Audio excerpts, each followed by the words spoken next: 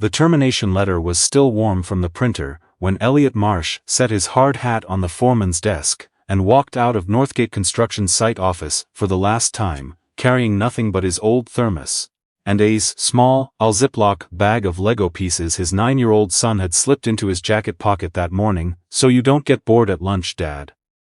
Behind him, the site major told the crew that Elliot had finally cracked. Some said the stress had gotten to him. Others figured he'd been trouble since the beginning. Too opinionated, too slow to let things go.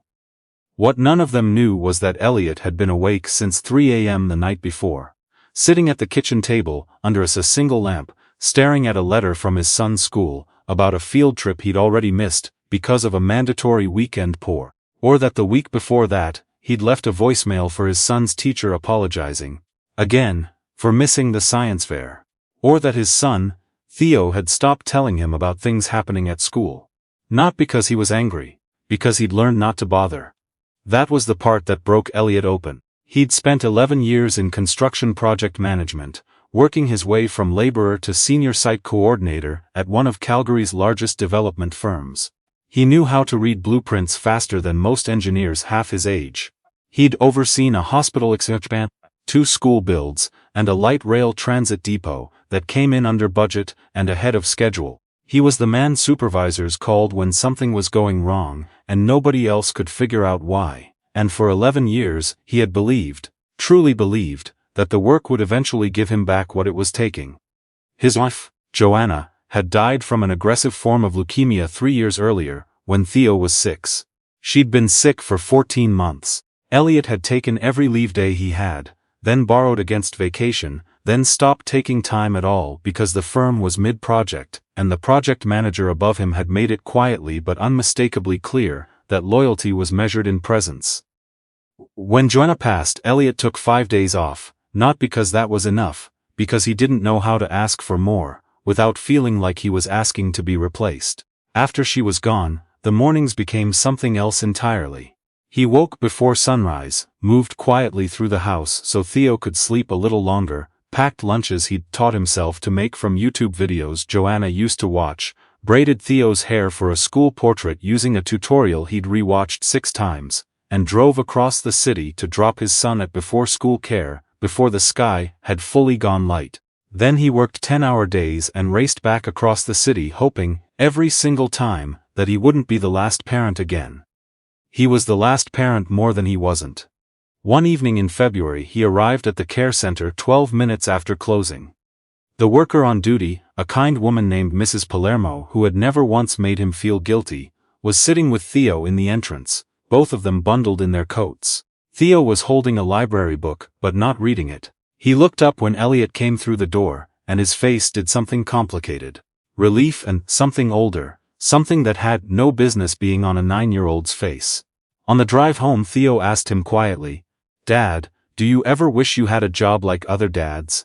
Elliot didn't answer right away. He kept his eyes on Deerfoot Trail, and felt the question settle into him like cold water. That night, after Theo fell asleep on the couch, he still slept near Elliot most nights, hadn't fully adjusted to the quiet of his own room since Joanna died. Elliot sat at the kitchen table with a stack of unpaid invoices, a renewal notice for the truck insurance he'd been putting off, and a grocery list written in Theo's handwriting, with a sticky note that said "Please get the cereal with the penguin on it." He sat there for a long time. Then he wrote his resignation letter. He didn't tell anyone at the site. He typed it up, printed it, and handed it to the site manager the next morning before the crew briefing. The manager read it twice, looked up, and said, "You're serious?" Elliot said yes. The manager said, "You know how hard it is to find good coordinators." Elliot said he knew. Then he picked up his hard hat and put it on the desk, and that was that. The regional director of Northgate Construction was a woman named Serena Fowler. She was 41, had an engineering degree from the University of Waterloo and an MBA from Queen's, and had built a reputation in the Alberta construction industry as someone who did not tolerate inefficiency, sentimentality, or excuses. She'd turned 3 failing regional divisions into profitable ones. She remembered project numbers more reliably than she remembered people's names. When her assistant forwarded her the resignation notice from site coordinator Elliot Marsh, she read it once, sent a reply, asking whether the Creekside Phase 3 handover was complete, and moved on to the next item in her inbox.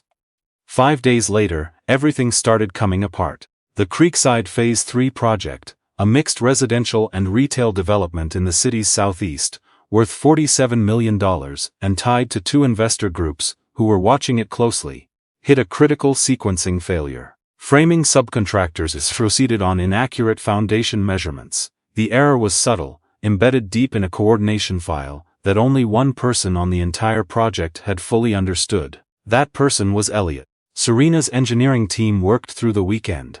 2 senior project managers flew in from Edmonton. Nobody could reconstruct the logic of the coordination file without the man who had built it. On Sunday night, facing a Monday morning investor call that could unravel the firm's Q2 commitments, Serena did something she had not done in 15 years of senior management. She drove herself to a home address. The neighborhood was in Forest Lawn, in the east end of Calgary. It was a working-class pocket of the city, modest bungalows, old spruce trees, streets where people left hockey nets at the end of their driveways through November.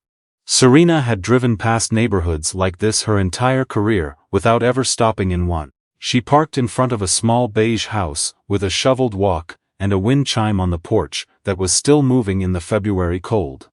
Elliot answered the door in a flannel shirt, holding a spatula. Behind him, the kitchen smelled like pancakes.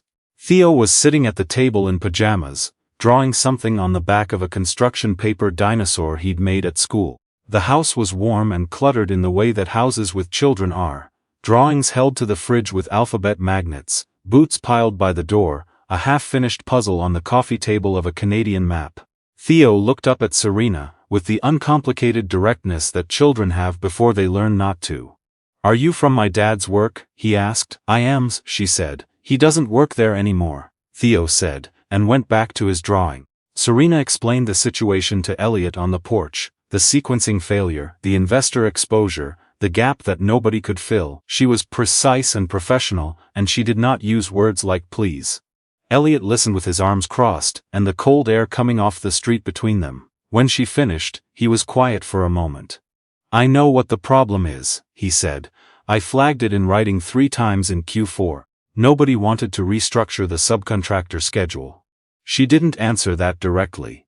He looked at her steadily. "I left because my son asked me if I wished I had a different job," he said. I didn't know how to tell him. I'd been asking myself the same thing for 2 years. Serena had nothing to say to that. She was not trained for that kind of conversation. She thanked him for his time, told him the firm would be in contact, and walked back to her car. She sat in the parking lane for 4 minutes before she started the engine. Meanwhile, Elliot spent the first real week of his new life doing things he hadn't done since Theo was small. He walked his son to school in the morning. He met him at the gate in the afternoon. They went to the library on Wednesday, and Theo took out 7 books, which was the maximum, and carried them home in a backpack that was almost as big as he was. They made soup from scratch on Thursday night, a project that took 2 hours, and involved a great deal of flour on the floor, and they ate it at the kitchen table with the overhead light on, and the radio playing low in the background. Elliot could not remember the last time he had sat at that table for a meal, without also checking his phone. But the financial reality of a single income stopped was not something that could be postponed by good evenings. Elliot had 3 months of savings. The truck payment was coming due. Theo's spring hockey registration. The one thing Theo had asked for, the one connection he still had to a group of friends his own age, cost $430 that Elliot wasn't sure he had. He took on 2 private consulting jobs, working mornings from the kitchen table while Theo was in school. He picked up a weekend shift reviewing permit applications for a small architectural firm that paid him by the hour, and asked no questions. He sold his good watch, the Seiko his father had given him when Theo was born, to a second-hand shop on 17th Avenue and used the money to pay the hockey registration, without telling Theo where it had come from. Serena saw him 3 weeks later by accident. She'd taken her car to a garage in Inglewood for a diagnostic. Nothing else close to her condo had a Saturday appointment. And Elliot was there, at a workbench in the back, helping a mechanic she didn't recognize diagnose an issue with a fleet vehicle's electrical system. He was working without looking up, explaining something to the younger mechanic patiently, pointing at a diagram he'd sketched on the back of a receipt. The mechanic was nodding and laughing at something. A kid in a hockey jersey sat nearby doing homework on the hood of a parked car. Serena realized. She recognized him from the kitchen. She watched for a moment without saying anything. Elliot worked with the same precision she'd watched him apply to construction coordination. But something was different. He was unhurried. He made a joke. The kid looked up from his homework and grinned. She drove home thinking about it in a way she didn't entirely understand. Over the following weeks, she found reasons to go back. First for the car, then a second time with what she told herself was a legitimate technical question about a different vehicle issue. On her third visit, she didn't pretend. She arrived on a Saturday afternoon when she knew the garage would be quieter, and she sat on a folding chair near the entrance and asked Elliot if he had a few minutes. They talked for an hour. About the Creekside failure, which she had now had to disclose partially to investors, and which was costing the firm real money. About the coordination systems he'd built that nobody else had been trained to use, which, she admitted, was a management failure, not his. About the fact that he'd documented his concerns 3 times in writing, and been ignored. She did not apologize outright, but she listened in a way she wasn't sure she'd listened to an employee in years. Theo came over at some point and asked Serena if she wanted to see the hockey card he'd traded for at school that day. She looked at it with the careful attention you give to things that matter to a child. It was a Wayne Gretzky reprint, slightly bent at the corner. "He's the greatest," Theo said, completely serious. "He's from Brantford." "I know," Serena said. "I'm from Ontario." Theo's eyes went wide. "Did you ever see him play?" "I was 6, she said, "but yes." After that, Theo decided she was acceptable company. She came back the next Saturday, and the one after that. She told herself it was about understanding what the firm had lost operationally. That was true, but it was not the whole truth, and she knew it, and she didn't examine it too closely. One evening in late March, after a thunderstorm had knocked out the power in the neighborhood, for 2 hours, Serena found herself at Elliot's kitchen table with a flashlight, helping Theo finish a science project about ecosystems by candlelight. Theo was very particular about how the diagram should look and issued corrections with great seriousness. At some point during this, Serena laughed. Actually laughed the way she hadn't in a long time, the kind that comes up before you can decide to let it, and when she looked across the table at Elliot, he was watching her with an expression she couldn't quite read. Later, when Theo had gone to sleep, she sat on the porch steps with a mug of tea and told Elliot something she had told almost no one, that she had spent her entire career building armor, because her father had told her, when she was 16, that women in male-dominated fields had to be twice as hard to be taken half as seriously, that she'd believed him, that she'd been so focused on never appearing soft or uncertain or human that she'd stopped noticing the cost of it. That her apartment was full of very expensive things, and she hadn't had a real conversation that wasn't about work in longer than she could remember. Elliot didn't offer solutions or reassurances. He listened, then he said something quiet and plain. That nobody gets through anything alone, and pretending otherwise just means your loneliness gets more elaborate. She didn't say anything for a moment. Then she said, "I think I've been very good at elaborate." She understood by then what she needed to do. Not for the company, or not only for the company. She went to the Northgate board and told them the truth about the Creekside failure, that they had ignored documented warnings from a coordinator, they had chronically underpaid and overworked, and that losing him had cost them more than a year of his salary in recovery expenses alone. She pushed through a review of the firm's project documentation practices. She reallocated budget to training. She made a formal case for restructuring how senior coordinators were compensated and how their working hours were managed, specifically citing the firm's legal obligations under Alberta's employment standards around work-life accommodation. Then she drove back to Forest Lawn. It was a Sunday. Theo answered the door this time. "My dad's making chili," he said. "It's not as good as my mom's was, but it's getting better." Elliot came to the door behind him, holding a wooden spoon, looking at Serena, with the same careful steadiness he always had. The way a person looks when they've been hurt enough times to be cautious, but not so many times that they've stopped looking. She was holding a folder, but it wasn't a contract. Inside was a handwritten letter she had spent 4 nights writing and rewriting on paper. Not typed, not formatted, just her own handwriting on plain paper. She'd written about what the firm had failed to do. She'd written that no employee under her leadership would be treated as a temporary resource again. She'd written that she was personally committed to ensuring that parents in the firm, single parents especially, had access to flexible scheduling, on-site coordinations support, and the kind of basic accommodation that shouldn't have to be negotiated at all. She'd written a formal offer for a new senior role, one with defined hours, profit participation, and a provision she'd never seen in a construction contract before. A clause specifying that Theo's school events, medical appointments, and hockey games were protected time that work would not override. And at the bottom, in smaller writing, she'd added something that was not about work at all. She told him she didn't know exactly what she was asking. She knew she was asking for something. She said she understood if he'd already rebuilt his life well enough without her in it, and that she would respect that completely. But she didn't want to wonder later whether she'd been brave enough to say the thing clearly, and what she was saying clearly was. She didn't want to lose whatever it was that had started to grow between the two of them, over Saturday afternoons, and a bent hockey card and a thunderstorm science project. Elliot read the letter on the porch while Theo hovered in the doorway, pretending to pet the neighbor's cat. When he looked up, he didn't say anything immediately. He folded the letter along its original creases, and held it for a moment. "The chili's going to burn," he said finally. She laughed. He held the door open. He returned to Northgate the following month. The role was different, genuinely different, not just renamed. He had direct authority over project sequencing decisions, a team of 2 junior coordinators he was responsible for developing, and a schedule built around school hours in a way that the firm had, as of that spring, formalized into policy. 3 other parents, Tom quietly, requested similar accommodations within 2 weeks of Elliot's return. Serena approved them all. The Creekside project was completed late but intact, and the investors, presented with a transparent account of what had happened and a clear remediation plan, chose to remain.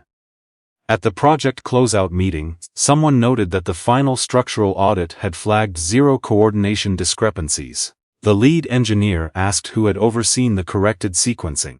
Someone at the back of the room said, "Marsh." There was a short silence, and then a few people nodded, the way people nod when a thing has been confirmed that they already quietly knew. Elliot and Serena did not rush whatever was happening between them. Both had learned, in different ways and at different costs, what happens when you move through life so fast you stop noticing what you're leaving behind. They were careful with each other in the way that people who have been hurt are careful, not closed, just deliberate. Theo noticed before they said anything. He had by that point claimed Serena as something between a family friend and an unofficial authority on Ontario hockey history, and he had started saving things to tell her. Articles from school, facts he'd looked up, once a drawing of the Gretzky reprint that he'd done from memory and wanted her to have. She kept it on her desk. At the Northgate Spring Project Review dinner in June, Elliot stood near the window of the event hall with the Calgary skyline behind him. Serena came to stand beside him. Below, the city was lit in that long northern way it gets in summer, still pale and blue at 10 o'clock at night. "Theo asked me," Elliot said, "if you were going to come to his last hockey game. When is it?" "Saturday. I'll be there," she said. He didn't say anything else right away, neither did she. They stood together in the quiet that people stand in when they've come through something difficult and arrived somewhere that doesn't yet have a name but feels, unmistakably, like a beginning. The people Elliot Marsh had ever known were not the ones who never broke. They were the ones who kept showing up. For the people they loved, for the mornings after the hard nights, for the small ordinary moments that nobody would ever call remarkable except the people living them. The chili that was getting better. The hockey card from Brantford. The science project by candlelight.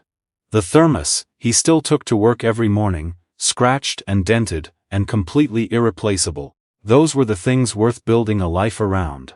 And this time, he wasn't building it alone.